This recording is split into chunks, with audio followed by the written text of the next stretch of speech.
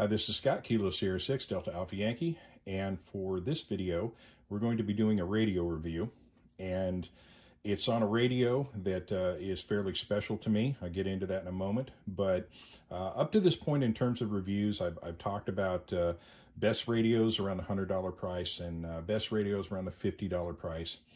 And I'm starting to move into the good stuff now. I'm not saying those other radios are bad, but I mean, this is the good stuff. This is the stuff that interests me a lot.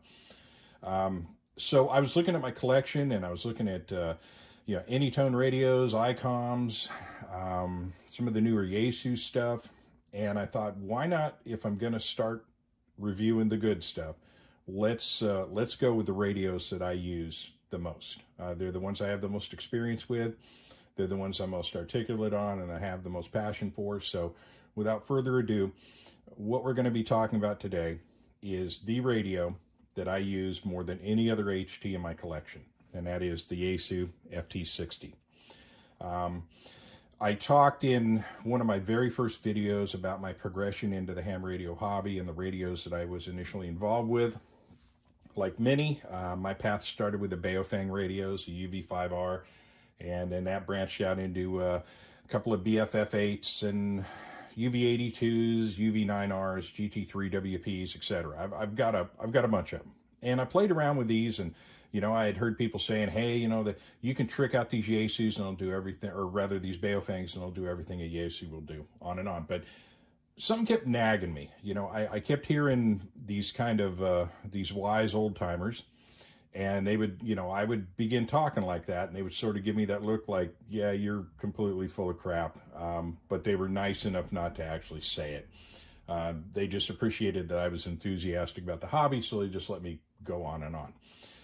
But I started thinking about it, and I thought, well, I'm gonna try one of these FT-60s and see, is it really that much better?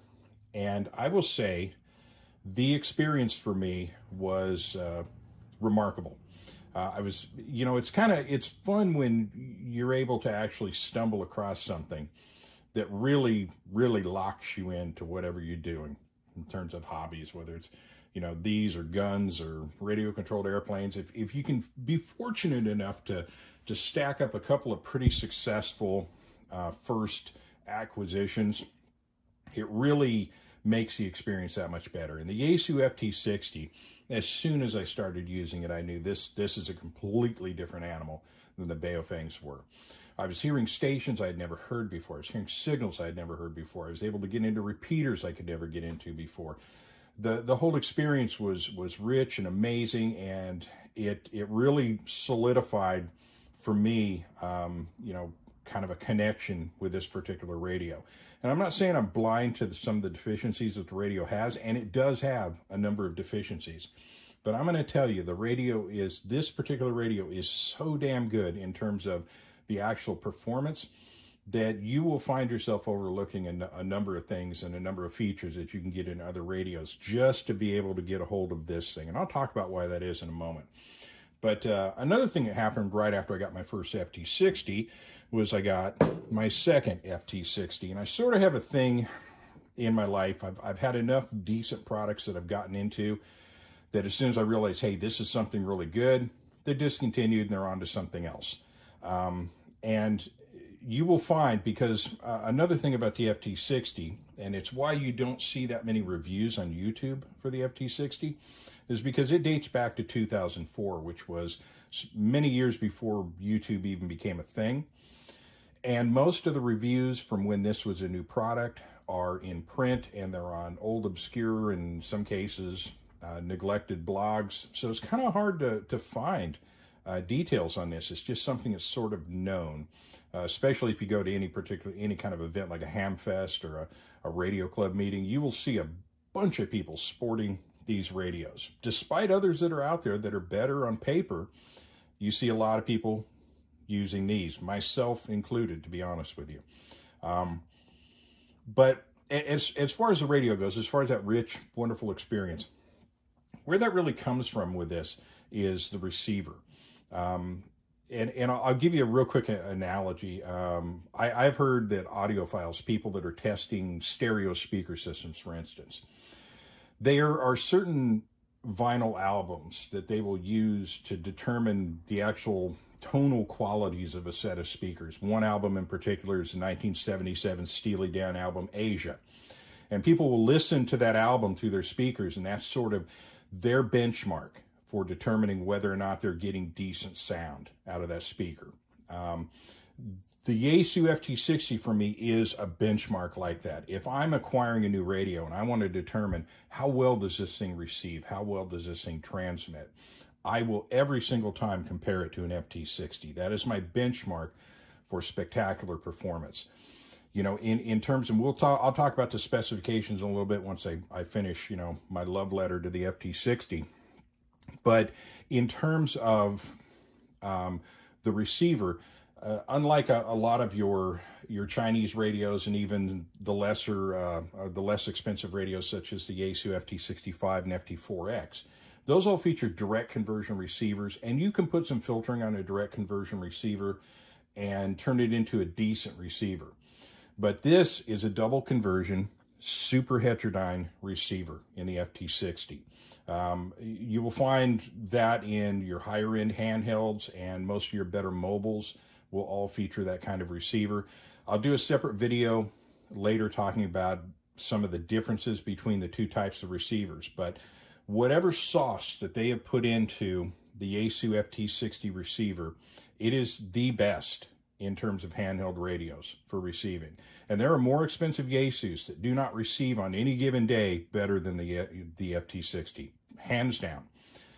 So that was one of the first big telling points for me when I moved up from the other radios. Like I said, I was hearing stations that I wasn't hearing before. And I found that to be amazing. The menu system, we'll get into that a little bit. That's a learning experience in and of itself. But getting back to my original criteria for evaluating radios, them being rugged, reliable, and easy to operate, let me cover those factors as they relate to the FT-60. And one of the first things, and I've mentioned this in other videos, particularly in terms of my video talking about how I review radios. A disqualifying factor for a radio for me is whether or not it has rated weather protection, such as IP54 or IP67, or there's some other terms out there, IPX7. There's some actual Japanese industry terms that are direct equivalents to what we use in the US. But the radios that I will put into the field, that's the first box that has to be ticked off. Having said that, there's exceptions to every single rule, and the FT-60 for me is an exception to that rule. Yaesu, as far as I know, never sought any specific weather testing on these radios or shock resistance testing. So what we kind of have to go off of in terms of the reputation for ruggedness is anecdotal evidence. And this radio, the FT-60, for many, many years, again, it came out in 2004, so for a lot of years, the FT-60 was the king of handheld MCOM radios. People were using these things in all kinds of weather conditions, exposing them to all kinds of hostile environments, and the radios survived. Now, I get that that's anecdotal, and I get that that's, you know, I don't have a piece of paper saying this radio will do X and you can expect it to perform on and on. And that is why, to be honest with you, if I'm fielding radios, the FT-60 always goes with me, but it's generally not my primary. I take multiple radios into the field, but I will always take an FT-60 because, again, it comes down to if I want to hear everything, the FT-60 is going to deliver that performance. So in terms of ruggedness, I'm going to leave that more, and rather than normally relying on testing, I'm going to leave that to the people that have been using these things for many, many years. And when you pick up an FT-60, that's another experience, and it's one that you have to physically experience. I can tell you how rugged this thing feels and how solid this thing feels, but you actually have to actually hold one to make that determination. And the first major departure from the less expensive radios out there is this aluminum case. The entire case of the radio is aluminum, and it's heavy duty. This thing it feels heavy, it feels solid. It feels like literally you could put it in your hand and punch right through a wall with it. So there is a robust level there that you're not going to see on any of the cheaper radios, hands down. So That's one thing. And in terms of the weather protection, although Yaesu never sought, as far as I know, any kind of IP rating on these, I can tell you I've had IP54 radios taken apart before, and I've taken both of these and stripped them all the way down to their circuit boards. And these have all of the same features in terms of gasketing internally that an IP54 type radio would have. So just from what I've actually physically seen by tearing the radios down, I'm very confident that one of these is going to make it through a rainstorm. And I also can point you to probably hundreds of people that have had these out in rainstorms and not had a problem. Hell, I even read a report from a guy one time that was a reporter and used one as a scanner, and he dropped it into a river. He took it, got it, fished it out of the river, got it home, stripped it down, cleaned all the circuitry up, and still uses the radio to this day. You know, I'm not saying that that's a fantastic idea. If you want to swim a radio or drop it into something that's 3 feet deep, you need to be talking a VX6. We'll get to that later. But getting back to the Yaesu itself, let me run down some specs, and then I'll get into some more love letter stuff for you. And then I'm also going to talk about some of the nonsense that you have to put up with. But let me run down a few things on this. Again, 2004 design, so it's 17 years old. In another year, these radios can vote. 1,000 channel capability. For a lot of you that are stepping up from the radios that are at 128 channel capacity or even 200 channel capacity, 1,000 is a pretty big jump. And what that means is you can set up radios for regions. I'm in Central California. I routinely travel west to the coast, and I routinely travel south to the Southern California area. And I have channel plans set up for the Yaesu FT-60 back when I was using this kind of exclusively. I have other radios that'll hold, 3,000 channels and allow me to have every repeater in the entire state of California. But for a long time, the FT-60 was my travel radio for that purpose. And what was neat is I've talked about my love of organizing channels into banks, and the FT-60 will give you 10 banks that you can organize. And here's a neat feature about the FT-60. And I don't know why other companies don't do this, and I don't know why Yaesu, in fact, for instance, if you compare, and these radios came out almost exactly the same time, the VX6 actually limits the number of channels you can assign to a bank. The FT-60, for some wild reason, doesn't. You could enter 1,000 channels into this radio, and you could assign those 1,000 channels to 10 separate banks if you wanted to. It wouldn't make any sense to do so, but you can. Now, what this means for somebody who's traveling with this radio is I can have all of my channels, for instance, if I'm traveling south, I can have all of my channels for Tulare County and Kern County on one bank. I can kick it up from another bank, and I can then transition to all the channels that are in Kern County and northern LA County. As I approach LA County, then I can flip it to another bank and have all of the channels, and it's definitely more than 50. I can have all of the channels, or repeaters is what I'm talking about here. I can have all the repeaters for Los Angeles in another bank. And then if I'm going to Disneyland, for instance, then I set up another channel plan where I have a bank where I have all of the channels from southern LA County all the way to Orange County, all the way to northern San Diego County. So you can organize this stuff very efficiently, and just as you're moving through a state, just switch from one bank to another and have those channels you need. You can also organize for public safety monitoring or for airband or whatever, and I'll get into that next by talking about the different bands that this thing can operate in. In terms of transmitting, most good radios coming into the United States, these are locked in to the U.S. ham bands, and that is for VHF, you have 144 to 148 megahertz, and for UHF, you have 430 to 450 megahertz.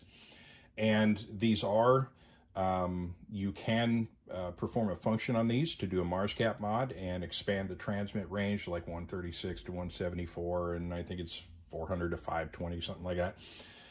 But what it does require is that you tear the radio down to the circuit board, and you have to knock a teeny tiny little resistor off of the board, and you have to physically do that. I'm not going to show you how to do that. There are plenty of places out there where you can find that. Proceed at your own peril. If you're good at stuff like that, great, go for it. If you don't know what you're doing, maybe leave that up to a pro. If you're buying one of these for a nominal fee, it's usually $35. You can get these with the MarsCap mod already already applied to it. If that's something that's important to you, I have a separate video explaining why that might or might not be a good idea. But where the Yaesu really comes into its own is in terms of the receive channels. And one interesting thing that the Yaesu FT-60 will do is and we're talking receive only at this point, you can receive 108 to 137 megahertz, and that is your air band. So if you're interested in monitoring aircraft, you can go with this. The stock antenna, I will tell you, might be problematic for that. You're going to have better results with an upgraded antenna. More on that in a moment. But yeah, if you want to listen to aircraft, that's the way to go. And something I had an interesting experience with this where I was able to just absolutely impress the hell out of my business partner back when the COVID was a big thing. Well, still is, but back when everybody was thinking it was the end of the world. They did a thing throughout the state of California where they had the Air Force, California Air National Guard, flew their F-15s, and they were doing low passes over hospitals as kind of a salute to the first responders and the nurses and doctors. And we were down by our hospital here in Visalia, and I was able to actually receive the tactical band for the California Air National Guard, and I could actually hear the pilots talking when they were on approach, and it was kind of just a neat little thing. If you've got an airport close to you, you can hear some cool stuff with that. So you got air band. You also have AM/FM. You have 137 to 520 that you can monitor, and then you can monitor 700 to 900 megahertz.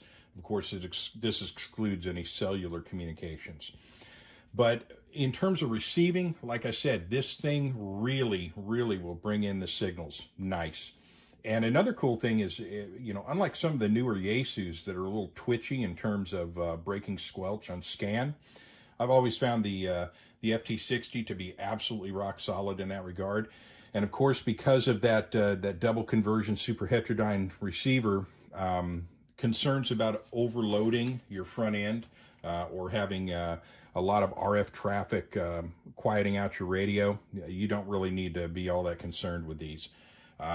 They will receive under the most dire of circumstances as far as electronics go. RF output power, 5 watts, 2 watts, and 0.5 watts for your high, medium, and low. Let's talk about the battery for a second. This is one area where the FT-60 is starting to show its age. It utilizes a 1400 milliamp hour nickel metal hydride battery. There's no lithium battery in this. There are some upgrades that people have done. I myself have not really found the battery life to be appreciably different from the newer models, such as the FT-70. That's a bad example. That one has a horrible battery. But if we're talking like the FT3 or some of the ICOM stuff, it hangs in there pretty well in terms of batteries. Nickel metal hydride batteries have their own considerations for charging and how you should handle the batteries, and that's probably fodder for a separate video. But the batteries don't bother me that much. Aftermarket batteries are out there. I tend to always go with factory batteries. They're not terribly expensive. But one thing that this does that a lot of other radios in the newer class, especially those that are using the lithium-ion type or lithium, lipos and lithium ions, those batteries don't respond well to AA battery cases. And one thing the FT-60 has that, and again, this starts moving the needle back in the other direction in terms of MCOM, it has a very usable AA battery case that you can put into this. It holds 6 AA batteries. It's called the FBA-25 Alpha. And it allows you, again, to keep that handy. And should you be in a situation where you can't get to a charger, but you can lay your hands on some AA batteries, it allows you to keep the radio up and running. The VX6, for instance, it has also a battery case, but it will only allow you to receive. You can't transmit. You can't actually use the radio for its intended purpose, really. It then just turns it into a scanner. But with the FT-60, you can continue to run on that. There are, of course, battery eliminators out there. Now, an area where I'll say is a bit of a subtraction is when the FT-60s first came out, they, And Yaesu continues this trend, by the way, as all of the other higher-end manufacturers do. If you spend over a certain dollar amount, you're not getting a charge cradle. If you buy an FT-70, if you buy an FT3, if you buy an FT5, if you buy a VX6, none of these radios come with supplied charge cradles. You have to plug into the side of the radio in order to charge it. Now, from an MCOM standpoint, that's actually an advantage, because to charge in the field off of a power box, you don't have to also carry out to the field a charge cradle, so it makes your load out a little more compact.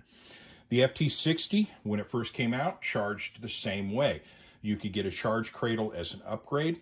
At some point, they just went ahead and included the charge cradle, and that's how you get it now. If you buy a new FT-60, it comes with a charging cradle that plugs into the wall at home, your 110 outlet.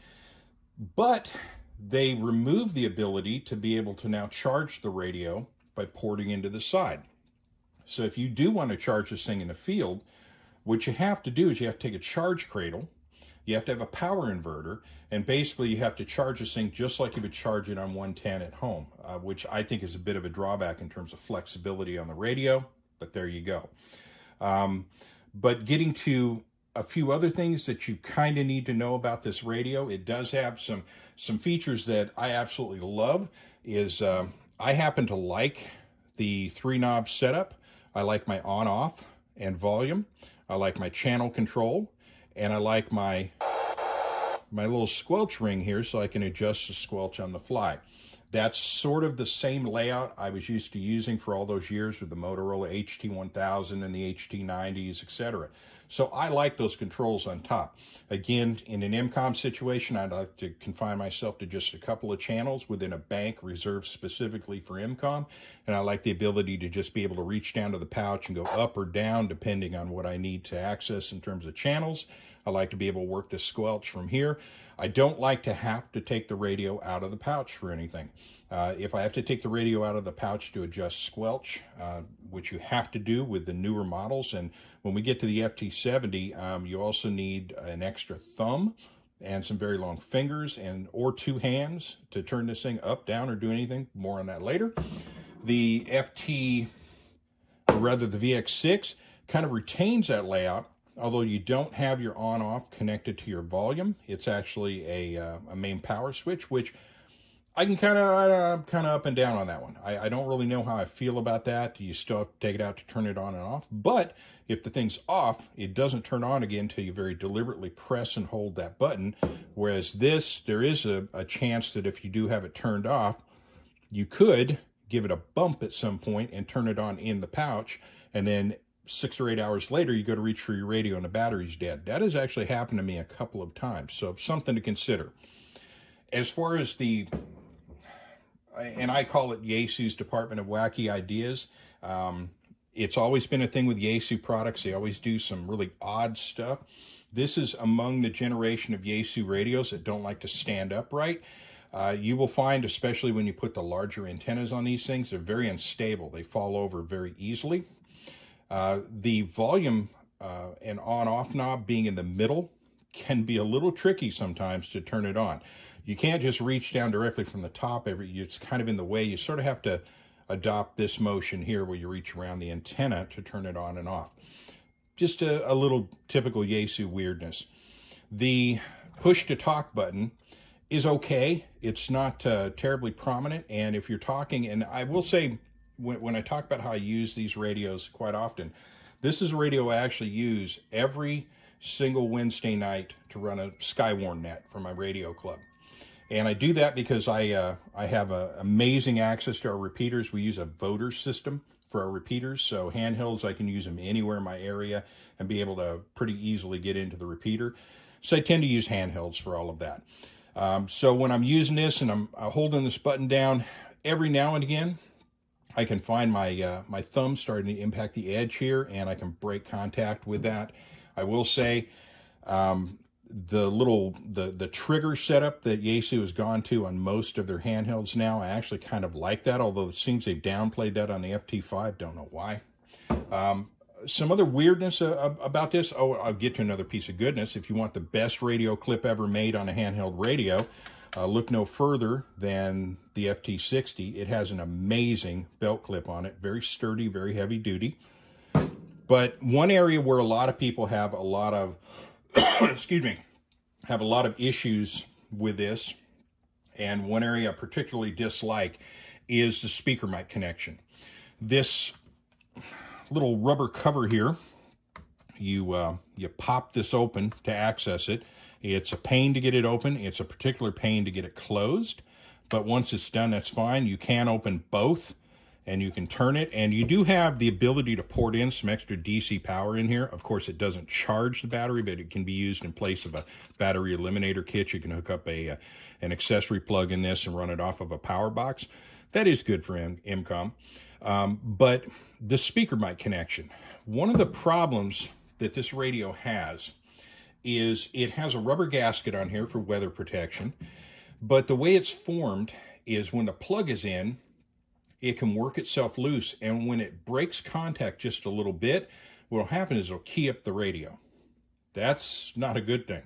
Not only did your speaker mic now work, but now you got a hot mic situation, which can be a bit of a pain.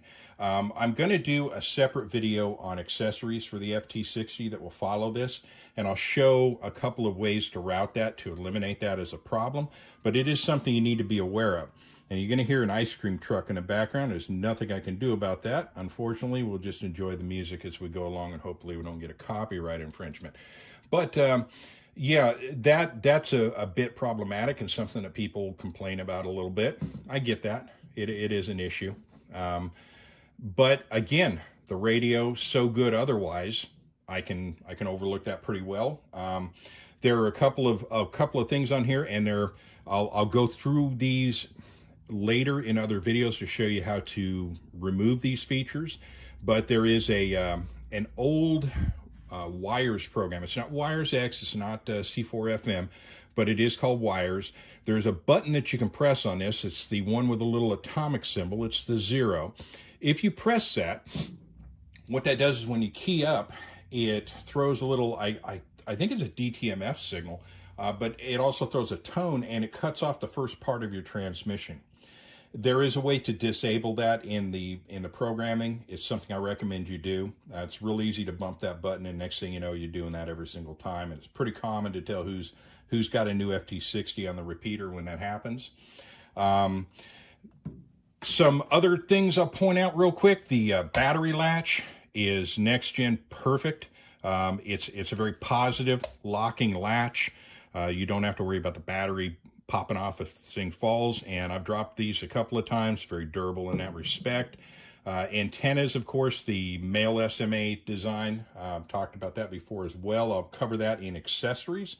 But really, you know, I guess now it comes to the question, okay, this, 2004, it's got some, it looks a little dated. It's got a few things about it that are bothersome. If you put the whip antennas on here, you got the stupid gap. Hitting buttons now. Go ahead and turn that off.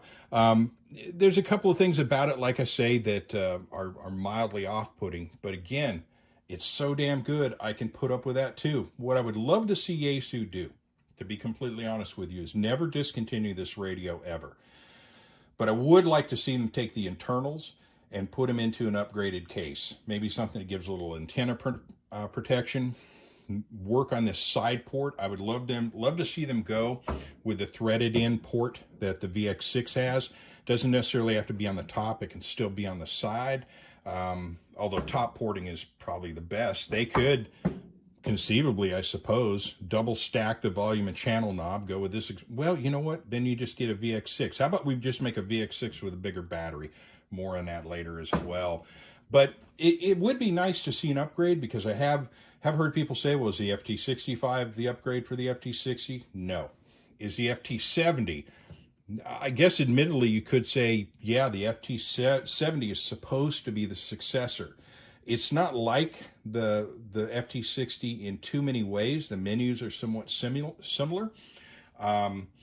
The FT-70 has some good things going for it. It's got some very goofy things going for it. The Yaesu Wacky Ideas department worked overtime on this radio. but I don't really see it as an upgrade for the 60, and it's the reason I believe the 60 is still there. Back to why I bought two, again, the rumor that they're going to discontinue the FT-60 repeats without fail at least every 6 months. On some message board, someone will say, the FT-60 is discontinued. They always get it wrong. It hasn't to this day, but I bought this 60 because I read a forum, and this was several years ago, but I read on a forum, FT-60 is getting ready to be discontinued, so I grabbed one to make sure I would always have at least one with me, but it's still there to this day. Something I never talked about, by the way, in this entire video, and I will kind of wrap it up with this, is the price. Currently, as of today, if I go to Gigaparts, I can get one of these for $149.95. About the highest you'll see it is $154.95. If you go to Amazon, you're crazy. You're going to pay, they had one on there, it was $209. You got an FT-60 and a tape measure. I have no idea what they're going for there. The real honest price on this thing is about 155 bucks. I will say, it wouldn't surprise me to hear them discontinuing it soon, but if you haven't grabbed yourself an FT-60 yet, and you're thinking about you need a hard use radio that is just remarkably good, I can honestly recommend the FT-60. Again, just understanding a few of the weird little deficiencies that it has, but I will say once you get the thing running, you will have a radio that will absolutely, completely amaze you on how well it performs and operates. And that's the reason why I think it's a fantastic radio. And it's going to go down, if they ever have some kind of handheld radio Hall of Fame, this one's going to be a #1 pick, guaranteed, because it's that good. So with that, I'll bring it to a close. I'm going to do another video talking about some accessories following this, and I'll go into some little survival skills. I'm running the FT-60. The good news is there are tons of cheat sheets out there for this thing that you can find for doing field programming. It's not that hard to use as far as the computer, or as far as the front panel programming system works. It's a new system you're going to have to learn, but it's pretty effective. So without further ado, it looks like we've gone about 32 minutes, which is a few minutes longer than I wanted to. So I'll bring it to a close at this time and just say the FT-60, it is genuinely a modern masterpiece. A little odd, a little weird, a little dated, but it's still just damn good, and will give any of these new radios a run for its money. So with that, have a great day. This is Kilo Sierra 6, Delta Alpha Yankee Clear, and 73s. See you next time.